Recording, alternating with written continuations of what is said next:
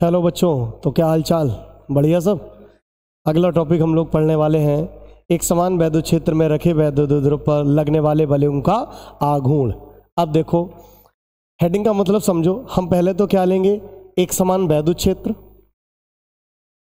क्या लेंगे बच्चों? एक वैद्युत क्षेत्र लेंगे और उस वैद्युत क्षेत्र में क्या रखेंगे? एक वैद्युत ध्रुव। उस पर क्या लगेगा? एक बलयुग्म। और उस बलयुग्म का क्या निकालेंगे? आघूर्ण। तो सबसे पहले तो हम एक समान वैद्युत क्षेत्र ले लें। एक समान वैद्युत क्षेत्र को आपने पढ़ा होगा, वैद्युत बल रेखाओं से दिखाते हैं। और अगर वैद्युत क्षेत्र एक समान है तो एक समान वैद्युत क्षेत्र की जो बल रेखाएं हैं वो एक दूसरे के समांतर और समदूरस्थ यानी कि समान दूरी पर होती हैं, बिल्कुल इस तरह से। जैसे ये देखो बेटा, ये बल रेखाएं वैद्युत क्षेत्र की एक दूसरे के समांतर हैं और बिल्कुल समान दूरी पर हैं। तो क्या ये एक समान वैद्युत क्षेत्र को प्रदर्शित करेंगी? अब इस एक समान वैद्युत क्षेत्र में हम क्या रखेंगे? एक वैद्युत द्विध्रुव। क्या रखेंगे बच्चों?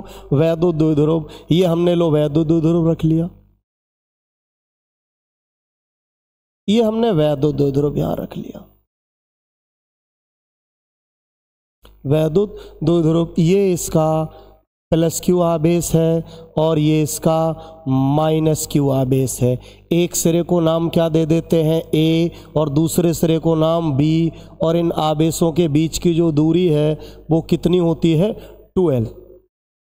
तो एक समान वैद्युत क्षेत्र में हमने एक वैद्युत द्विध्रुव रख लिया जो वैद्युत क्षेत्र की दिशा से मान लो कितने कोण पर रखा है? थीटा कोण पर।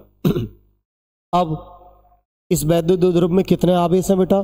2 आवेश, एक प्लस क्यू और एक माइनस क्यू। अब ये दोनों आवेश कहाँ हैं? वैद्युत क्षेत्र में। अब आपको पता है वैद्युत क्षेत्र में बच्चों जब कोई आवेश रखा होता है तो उस पर क्या लगता है? एक बल लगता है। कितना लगता है?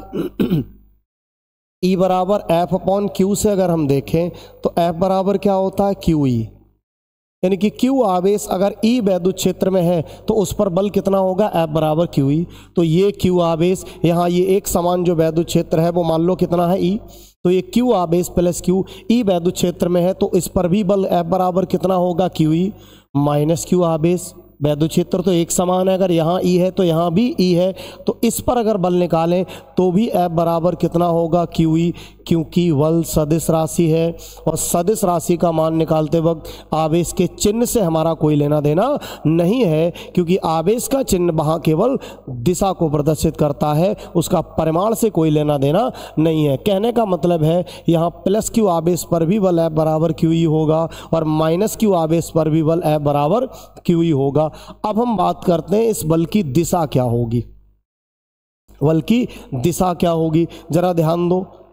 पहला तो समझो वैद्युत क्षेत्र की दिशा किधर से किधर होती है। वैद्युत क्षेत्र की दिशा, ये प्लेट अगर हम एक प्लस ले लें और दूसरी क्या ले लें? सामने माइनस, तो वैद्युत क्षेत्र प्लस से किधर की ओर होगा? माइनस की ओर। ये वैद्युत क्षेत्र की दिशा, यानी कि वैद्युत क्षेत्र की दिशा प्लस से किधर की ओर होती है? माइनस की ओर। अब अगर हम इसमें कोई धनावेश छोड़ दें वैद्युत क्षेत्र में तो धनावेश ये प्लस है, प्लस को अपनी ओर कौन खींचेगा? माइनस। यानी कि ये बल लगेगा। इसका मतलब सीधे सीधे याद रखो, वैद्युत क्षेत्र ये है तो प्लस पर बल भी इधर ही, यानी कि प्लस आवेश पर बल हमेशा वैद्युत क्षेत्र की दिशा में, जिस दिशा में वैद्युत क्षेत्र है उसी दिशा में प्लस आवेश पर बल, यानी कि प्लस आवेश पर बल वैद्युत क्षेत्र की दिशा में, दोनों ऐसे एक ही दिशा में होते हैं। क्लियर है इतनी बात? अब अगर माइनस क्यू, यहाँ कोई माइनस क्यू छोड़ दो बेटा, ये माइनस का आवेश, इसको अपनी ओर कौन खींचेगा? प्लस। तो जरा देख रहे हो इस पर कैसी दिशा में? विपरीत दिशा में। वैद्युत क्षेत्र इधर है तो बल इधर है, यानी कि वैद्युत क्षेत्र में जब भी माइनस आवेश होगा तो उस पर बल वैद्युत क्षेत्र की कैसी दिशा में? विपरीत दिशा में। अगर वैद्युत क्षेत्र ये है तो इस पर बल ऐसा इसकी विपरीत दिशा में होगा। क्या इतनी बात क्लियर है? अब जरा यहाँ चित्र में ध्यान दो हम बेटा, देखो समझो बेटा, चित्र में यहाँ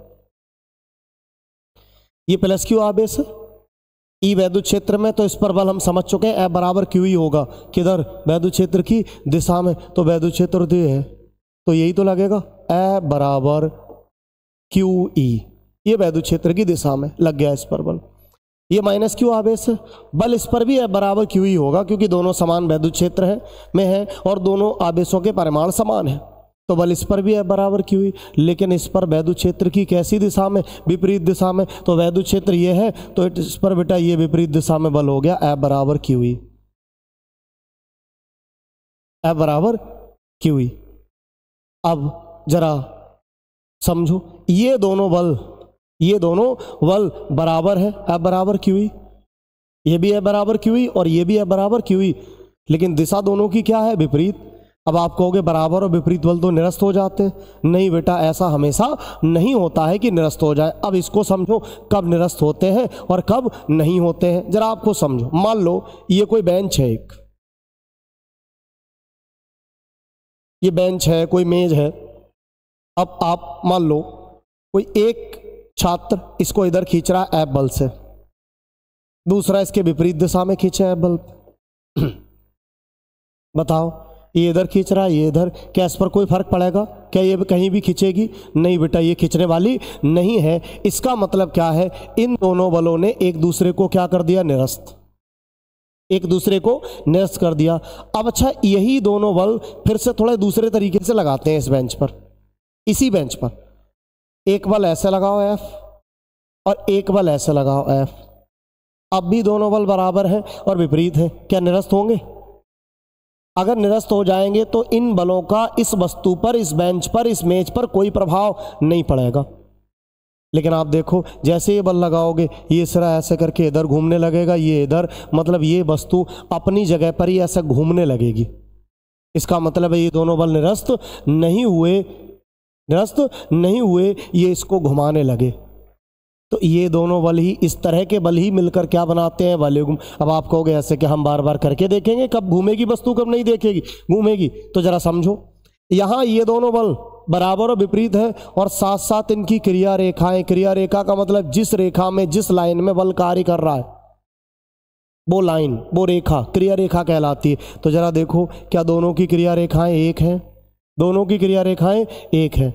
तो जब भी दो बल बराबर और विपरीत हों और उनकी क्रिया रेखाएं कैसी हों, एक हों, तब वो दोनों बल एक दूसरे को क्या कर देते हैं, निरस्त कर देते हैं। लेकिन जरा इन दोनों बलों में देखो, बराबर और विपरीत तो है, लेकिन इसकी क्रिया रेखा देखो, ये इस रेखा में है और ये इस रेखा में।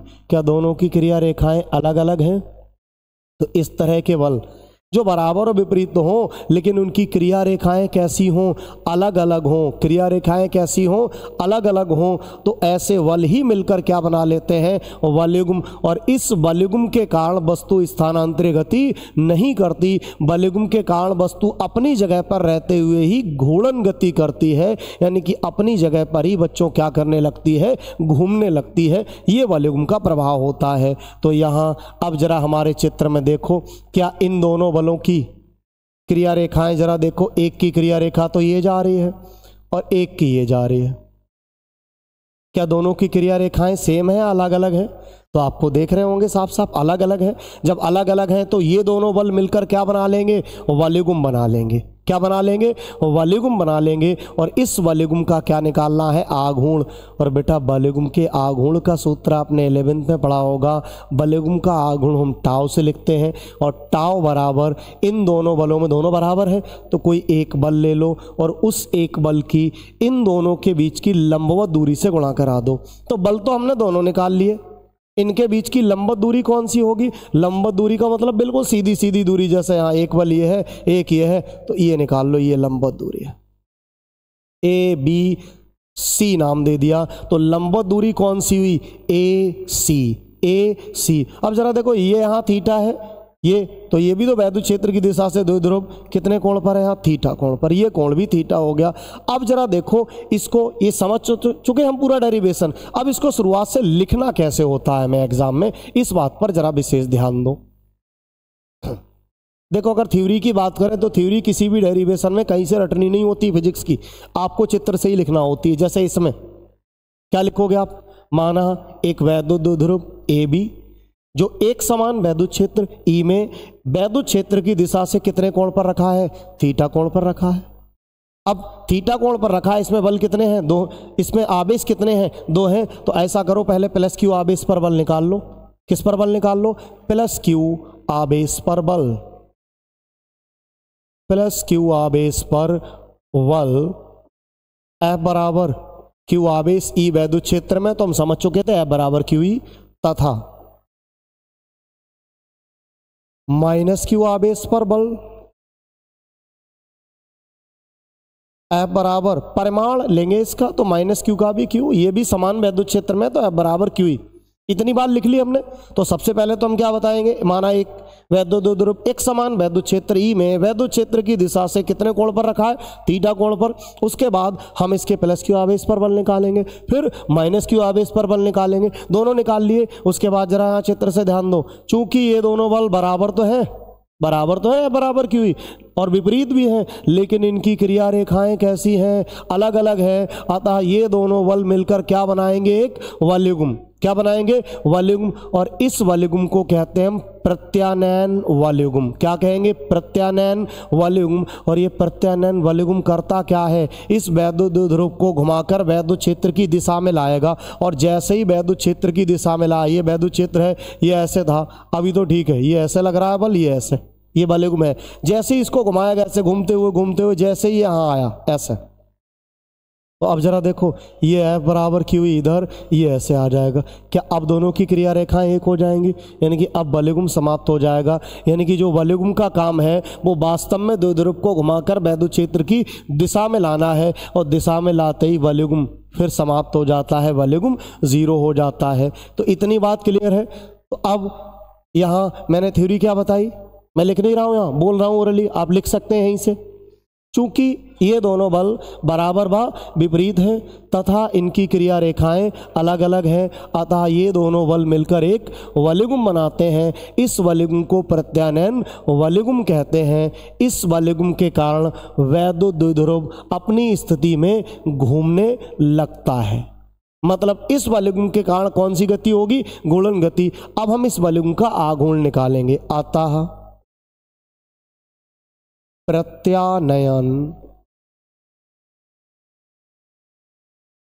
वलयुग्म का आघूर्ण, आघूर्ण को टाउ से लिखते हैं। मैंने अभी बताया था, कभी भी वलयुग्म का आघूर्ण निकालना हो, दोनों बल बराबर होते हैं तो एक बल ले लो, और उस एक बल की दोनों के बीच की जो बच्चों लंबवत दूरी हो उससे गुणा करा दो गुणा लंबवत दूरी से, तो टाउ बराबर, अब एक बल क्या QE है दोनों, तो कोई सा ले लो, F बराबर QE, तो एक बल ले लिया QE, और दोनों के बीच की लंबवत दूरी कौन सी है, ये F बराबर QE, ये भी है, तो लंबवत दूरी ये सीधी सीधी कौन सी है, AC। अब AC का मान निकाल लो, कहाँ से, चित्र से। AC का मान कहाँ से निकालेंगे हम लोग, चित्र से। AC का मान चित्र से निकाल लो। देखो चित्र से ऐसा करो, साइन थीटा लगा दो। क्या लगा दो, साइन थीटा। तो साइन थीटा कोण के सामने वाली भुजा, लंब 90 डिग्री के सामने कर्ण, बाकी तीसरी बची आधार। तो साइन थीटा बराबर क्या होता है, लंब बटे कर्ण। अब लंब कौन सा है, AC, कर्ण कौन सा है आपका, AV। अब आपका AC, ये तो लंब दूरी हमें निकालनी है, AB आवेशों के बीच की दूरी ये कितनी है, 2L। तो यहाँ से AC बराबर क्या आ जाएगा, 2L, यहाँ गुणा में आया बच्चों 2L साइन थीटा। अतः हमारा जो टाउ बराबर चल रहा था ऊपर देखो, QE तो ऐसा ही, गुणा में AC का मान कितना रख दे, 2L साइन थीटा बराबर। देखो वैद्युत द्विध्रुव वाले जितने भी डेरिवेशन है सब वैद्युत द्विध्रुव आघूर्ण P के पदों में लिखते हैं। तो वैद्युत द्विध्रुव आघूर्ण P बराबर क्या होता है, Q गुणा 2L। यहाँ Q गुणा 2L निकाल लो पहले, तो Q गुणा 2L, देखो Q यहाँ से ले लिया और 2L यहाँ से, Q गुणा 2L हो गया, बचा क्या, ये E और ये साइन थीटा, तो ये E साइन थीटा। तो टाउ बराबर यहाँ से क्या हो गया बेटा, ये Q गुणा 2L क्या है, P, और इनटू में क्या है, E साइन थीटा। यही तो वैद्युत द्विध्रुव पर लगने वाले वलयुग्म का आघूर्ण है, यही वैद्युत द्विध्रुव पर लगने वाले वलयुग्म का आघूर्ण है। अगर हमसे कहा जाए इसका वेक्टर रूप लिख दो, ये तो स्केलर रूप में है, अगर हमसे कहा जाए इसको कौन से रूप में लिखो बच्चों, वेक्टर रूप में। इसका कौन सा रूप, वेक्टर रूप में, यहां देख लो वेक्टर रूप में। तो अब टाउ बराबर PE साइन थीटा है। अब वेक्टर रूप में लिखने के लिए आप ध्यान दो, आपने 11th में वेक्टरों की गुणा दो प्रकार की पढ़ी थी, एक तो बेटा डॉट और एक cross. A dot V equal to क्या हुआ करता था, A B cos theta and A cross V equal to क्या हुआ करता था, ए बी साइन थीटा। और अगर डायरेक्शन लिखे तो मैग्नीट्यूड हुआ, डायरेक्शन लिखे तो एन कैप से लिखते थे। तो अब आप इतनी बात ध्यान रखो, इसी का उल्टा याद रखो। अगर कहीं ए बी कॉस थीटा है तो उसकी जगह क्या लिख दो, A dot B. A B sine theta है तो उसकी जगह क्या लिख दो, ए क्रॉस बी। अब यहाँ जरा ध्यान दो, पी साइन थीटा क्या ए बी साइन थीटा के टाइप का है? जब ए बी साइन थीटा के टाइप का है तो पी साइन थीटा की जगह क्या हम पी क्रॉस ई लिख सकते हैं, पी क्रॉस ई लिख सकते हैं। अब बात आती है इधर जो टाउ था, इस पर वेक्टर लगाएं कि नहीं लगाएं। तो आपको याद होगा इस डॉट गुणन को स्केलर गुणन कहते थे, मतलब डॉट गुणा से जो मान मिलता है वो स्केलर होता है और ये क्रॉस गुणा से जो मान मिलता है वो वेक्टर होता है। तो जब भी क्रॉस लगाएंगे तो क्रॉस से जो मान मिलेगा वो वेक्टर होगा, तो उस पर भी वेक्टर लगेगा। डॉट से जो मान मिलेगा वो कैसा होगा, स्केलर, और स्केलर पर वेक्टर लगाने की कोई ज़रूरत नहीं है। तो यहाँ तो क्रॉस है, तो क्रॉस से जो टाउ मिला है वो भी कैसा होगा, वेक्टर, तो इस पर भी वेक्टर लगाने की ज़रूरत है। यानी कि vector tau equal to vector P cross E, यही हमारा डेरिवेशन है। क्लियर है इतनी बात सभी को?